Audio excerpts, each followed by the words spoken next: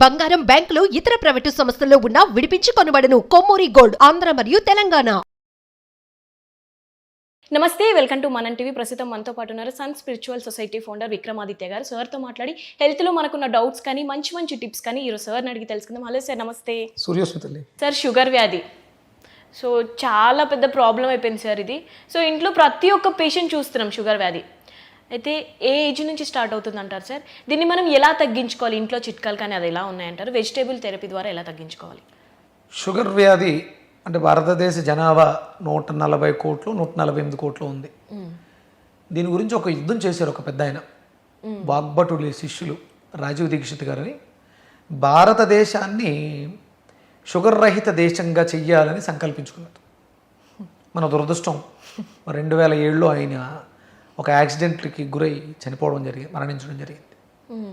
ఆయన చాలా పెద్ద విప్లవం తీసుకొచ్చారు. అంటే అసలు ఇది ఎందుకు వస్తుంది, ఎలా వస్తుంది, అంటే ఇప్పుడు రోగం ఏంటో డయాగ్నోస్ చేయగలిగితే క్యూర్ చేయడం చాలా ఈజీ. ఇప్పుడు ఎక్కడ కూడా డయాగ్నోసిస్ అనేది జరగట్లేదు. మెజర్మెంట్స్ వాటి మీద వెళ్ళిపోయి ఊహాగానాలతో ట్రీట్మెంట్లు చేస్తున్నాం మనం అందరం కూడా. మీకు ఇలా ఉందా, ఓకే, ఈ పాటించండి. అసలు దానికి ముఖ్యమైనటువంటి మూలం ఏంటి అనేది ఎక్కడ చూడట్లేదు. దీని మీద చాలా పెద్ద యుద్ధమే చేశాడు ఆయన పాపం. నేను ఈ ఫీల్డ్ ఎంచుకోవడానికి ముందు అంటే నేను అనుకోకుండా ఇక్కడికి వచ్చాను ఈ స్థితి. ఒక వెజిటేబుల్ థెరపిస్ట్గా అంటే నేను బేసిక్గా నేను ప్రాణిక్ హీలింగ్ ప్రాక్టీస్నాను. ప్రాణిక్ హీలింగ్, ప్రాణశక్తితో హీల్ చేయటం అనే దాన్ని నేర్చుకున్నాను నాకున్నటువంటి సమస్యల్ని సాల్వ్ చేసుకోవడానికి. అంటే సార్, అంటే జనరల్గా అంటే no food, no medicine, no touch, only ఏమి లేదు, ముట్టుకోక్కర్లేదు, ఫుడ్స్ ఏమి వాడక్కర్లేదు, మెడిసిన్ ఏమీ తీసుకోక్కర్లేదు. కేవలం మన చుట్టూ ఉన్నటువంటి ప్రకృతిలో ఉన్నటువంటి శక్తిని వాడుకుని హీల్ అవ్వటం దాన్ని ప్రాణ చికిత్సా విధానం అంటారు. అది నేర్చుకున్న వల్ల ప్రాణ అనగానే ప్రకృతిలో ఉంది అది. నేను ఎప్పుడైతే ప్రకృతికి అలైన్ అయ్యానో ప్రకృతిలో ఇవే కాదు ఇంకా చాలా ఉన్నాయని ఈ వెజిటేబుల్ థెరపీ ఇది నేర్చుకోవడం జరిగింది. ఇది నేర్చుకోవడానికి ముందు నేను ఎక్కువ రాజీవ్ దీక్షిత్ గారి ఆడియోస్ విన్నాను. ఆయన అంటే లక్కీగా ఎవరో ఆయన చెప్పేటప్పుడు దాన్ని రికార్డ్ చేశారు. రికార్డ్ అయిన హిందీ వెర్షన్, ఆయన హిందీ గుజరాత్, ఆ వెర్షన్ని తెలుగులో ట్రాన్స్లేట్ చేశారు. మనకి డైరెక్టర్ వివి వినాయక్ గారు ఆ సిడీస్ పంచిపెట్టారు. ఇది అందరికీ తెలియాలి, మంచి విషయం అని చెప్పేసి. చాలా పెద్దది, 8 hours 8 గంటల సేపు ఉంటుంది ఆ వీడియో, ఆడియో. ప్రతి పిన్ టు పిన్ ప్రతిదీ ఆయన డిస్కస్ చేశారు. రాజీవ్ దీక్షిత్ గారు ఏ రోగం ఎందుకు వస్తుంది అంటే ఆయన ఏమంటాడంటే 85% నీకొచ్చే సమస్యలకి నువ్వే డాక్టర్వు, 100% నీకు నువ్వే డాక్టర్. ఒక 15% మాత్రమే విక్రమాదిత్య లాంటి వాళ్ళు, లేకపోతే రాజీవ్ దీక్షిత్, వినాయక్ గారు, ఇలా 15%. ఎందుకు నీకు డౌట్ ఉంది దాని గురించి అడగటానికి ప్రత్యేకమైనటువంటి నైపుణ్యం. ఇప్పుడు నేను ప్రాణిక్ హీలర్ని, దీన్ని ఏమైనా ప్రాణిక్ హీలింగ్తో ఈ ప్రాబ్లమ్ సాల్వ్ చేసుకుందామా, లేదా ఆయుర్వేదం ఈ అందరం కూడా 85% మెడిసిన్స్ మీద ఆధారపడిపోయి ఒక 15% ఆలోచిస్తున్నాం. రివర్స్ అయింది. 85% మందులే మనం ఆధారపడిపోయాం. దీనికి ఏం మందు ఉంది, దానికి ఏం మందు ఉంది, మందుల మీదే ఆధారపడిపోయి. ఇప్పుడు ఇక్కడ మనకి ఈ షుగర్ వ్యాధి అనేది మన జీర్ణక్రియ వ్యవస్థ పాడైపోవడం వల్ల వస్తుంది. గుర్తుపెట్టుకో, జీర్ణక్రియ వ్యవస్థ అంటే మన శరీరం 12 వ్యవస్థల మీద ఆధారపడి నడుస్తుంది. 12. ఈ 12కు సంబంధించిన ప్రాబ్లమ్సే మనకు వస్తాయి. ఇంతకు మించి అవుట్ ఆఫ్ ఇంకోటి ఏదీ లేదు డిసీజెస్ రావడానికి, డిజార్డర్స్ రావడానికి. ఇదంతా ఫుడ్ పైన సార్? మీ శరీరం 12 రకాల సిస్టమ్స్ మీద ఉందమ్మా. అవును, అంటే ఇందాక డైజెషన్ ప్రాబ్లం అన్నారు. ఫస్ట్ అంటే ఆ first సిస్టమే digestion, second system urinary కిడ్నీలు, థర్డ్ నర్వస్ న్యూరో నరాలకు సంబంధించి, ఫోర్త్ బయోమెట్రిక్ లా కొనొచ్చు, లేకపోతే ఎయిర్స్ మనం తీసుకునేటువంటి శ్వాస, 5 మజిల్ మాంసం ఉత్పత్తి లేకపోతే క్షీణం. ఆవిడ మయోసైటిస్తో బాధపడుతున్నారు అంటే ఆవిడకి 5th పోయింది, సిస్టమ్ 5th డ్యామేజ్ అయింది. సమంత గారికి మయోసైటిస్ పేషెంట్స్ ఈ మధ్య కాలంలో చాలా ఎక్కువ అయ్యారు.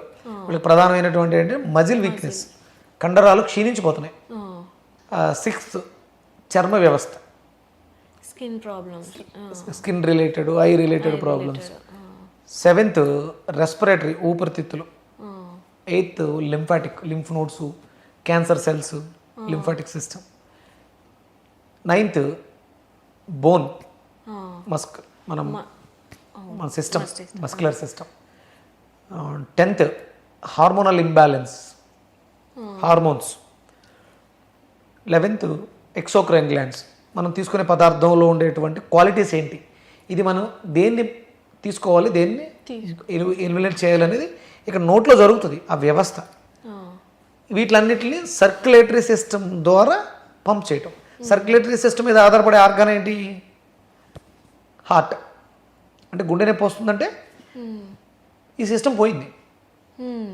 ఆస్మా వచ్చింది, లేకపోతే లంగ్ క్యాన్సర్ వచ్చింది, రెస్పిరేటరీ పోయింది, 7th సిస్టమ్ పోయింది, యూరిన్ రావట్లేదు, లేకపోతే బ్లడ్ ఫిల్టర్ చేయట్లేదు, క్రియాటిన్ పెరిగిపోయింది, 2nd సిస్టమ్ యూరినేటరీ సిస్టమ్ పోయింది, సప్లై సరిగ్గా వెళ్తలేదు, నరాలు అంటే పక్షవాతం వచ్చింది, న్యూరో, అవును, కడుపులో బ్లోటింగ్ ఉంది, నైట్ నిద్ర సరిగ్గా పట్టట్లేదు, 4th పోయింది, మయోసైటిస్ వచ్చింది, 5th పోయింది, జాండీస్ వచ్చినాయి, లివర్ సిరీస్ వచ్చింది, ఫ్యాటీ లివర్ వచ్చింది, పిగ్మెంటేషన్ వచ్చింది, సొరియాసిస్ వచ్చింది, బొల్లు వచ్చింది, 6th పోయింది.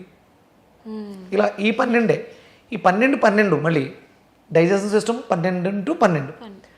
12 రకాల అరుగుదలలు ఉంటాయి, 12 రకాల కిడ్నీ ప్రాబ్లమ్స్ ఉంటాయి, 12 రకాల లంగ్ ప్రాబ్లమ్స్ ఉంటాయి, 12 రకాల లివర్ ప్రాబ్లమ్స్ ఉంటాయి. ఒక్కొక్కటి 12 మీద ఆధారపడి ఉంది. మనం కూడా 12 మీద ఆధారపడి ఉన్నాం. 12 గంటలు పని చేస్తే 12 గంటలు రెస్ట్ తీసుకోవాలి. 12 ఈ 12 మీద నడుస్తూ ఉంటుంది. 12కి సంబంధించిన రోగాలు వస్తాయి. ఫస్ట్ డైజెషన్ సిస్టమ్ అనేది డ్యామేజ్ అయిన తర్వాత మిగతా ప్రాబ్లమ్స్ అన్నీ ఏర్పడతాయి. మనం అది మీరు డైజెషన్ అనేది ఫస్ట్, డయాబెటిక్ అనేది 8th సిస్టమ్, లింపాటిక్, ప్యాంక్రియాస్ పనిచేసే సిస్టమ్.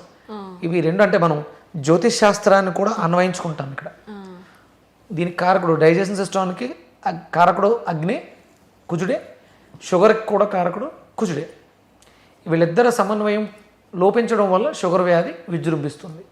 దీనికి ప్రధానమైనటువంటి కారణాలు మారుతూ ఉంటాయి. ఇంకా లోపాలు 7th ఉన్నటువంటి B12 డెఫిషియన్సీ వల్ల కూడా షుగర్ పెరగవచ్చు. 9th ఉన్నటువంటి కాల్షియం, విటమిన్ డి కూడా 8th మీద ప్రభావాన్ని చూపించి షుగర్ రావచ్చు. లేకపోతే 12 సర్క్యులేటరీ సిస్టమ్ పాడైపోవడం వల్ల కూడా 8th ఇన్ఫ్లుయెన్స్ అవ్వచ్చు. ఇవన్నీ కూడా 12. ఈ 12ని మనం మేనేజ్ చేస్తూ కాంబినేషన్స్. బూడిద గుమ్మడికాయ, బీరకాయ కలిపి తాగితే షుగర్ తగ్గుతుందా? బూడిద గుమ్మడికాయ, ములక్కాడ బీరకాయ తాగితే షుగర్ తగ్గుతుందా? కిడ్నీలు అంటే వంకాయ, బీరకాయ, బూడిద గుమ్మడికాయ కలిపి తాగితే షుగర్ తగ్గుతుందా? గోరుచిక్కుళ్ళు, నిమ్మకాయ, దొండకాయ తాగితే షుగర్ తగ్గుతుందా? కాంబినేషన్స్ మనిషికి మారుతూ ఉంటాయి. ఆయన యొక్క జీవన విధానం మీద ఆధారపడి. షుగర్ రావడానికి ప్రధానమైనటువంటి కారణం రక్తం కలుషితం అవడం. మనం ముందు ఎపిసోడ్లో మాట్లాడుకున్నట్టు ఏ రోగం వచ్చినా ఫస్ట్ బ్లడ్, అందుకని రక్తాన్ని శుద్ధం చేయాలి. అంటే 8th అనేది ఇంపార్టెంట్. బీరకాయ అనేది బ్లడ్ క్లెన్జరు, ఇన్ఫెక్షన్స్ తగ్గిస్తుంది. పుళ్ళు బానట్లేదు, కాలు కట్ చేయాల్సిన అవసరం ఏం లేదు. రెగ్యులర్గా బీరకాయని, బూడిద గుమ్మడికాయని తీసుకుంటే షుగర్, డయాబెటిక్ వచ్చే సైడ్ ఎఫెక్ట్స్ని తగ్గిస్తూ ఉంటుంది. అలాగే డయాబెటిక్ పేషెంట్స్కి కిడ్నీలు డ్యామేజ్ అయ్యే అవకాశం ఉంది. అందుకని బీరకాయ, వంకాయ జ్యూస్గా తీసుకుని తాగితే కిడ్నీలు బాగా పనిచేస్తాయి, రక్తం ఫిల్టర్ అవుతుంది. ఇలా అంటే ఇదంతా కూడా మనం మన లైఫ్ స్టైల్లో మనం తీసుకునే ఆహార పదార్థాల మీద ఆధారపడే ఉంటుంది. మందుల్లో లేదు, మందులు ఏవి కూడా మార్చలేవు. అలా అని చెప్పేసి బీరకాయ ఒక నెల రోజులు ఒక 100 కేజీలు బీరకాయ తాగేస్తే షుగర్ తగ్గిపోతుందా అంటే అప్పటి వరకు డ్యామేజ్ అయినటువంటి డ్యామేజ్ అంతటిని కూడా ఫుల్ఫిల్ చేసేస్తుంది, ఆ ప్రాబ్లం క్యూర్ చేసేస్తుంది. మీ లైఫ్ స్టైల్ మళ్ళీ పాత పద్ధతిలో ఉంటే మళ్ళీ వచ్చేస్తుంది. అందుకని ఇప్పుడు మెడిసిన్ రోజు వేసుకుంటే, జీవితాంతం వాడితే మనకి సైడ్ ఎఫెక్ట్ వస్తాయి. కానీ బీరకాయ రోజు తాగాల్సి వచ్చినా, రోజు తినాల్సి వచ్చినా ప్రాబ్లం ఉండదు. కడుపు నిండుతుంది తప్ప ఎలాంటి ప్రాబ్లం ఉండదు. అందుకని ఆహార పదార్థాలు ఔషధాలుగా చేసుకుని బీరకాయలు, బెండకాయలు, దొండకాయలు రాకన ముందు నుంచే precaution is the better than cure. మనం వీటిని వాడుకుంటూ ఉంటే షుగర్ తెచ్చుకోవాల్సిన అవసరం లేదు, ఆర్గాన్స్ని పాడు చేసుకోవాల్సిన అవసరం అంతకన్నా లేదు.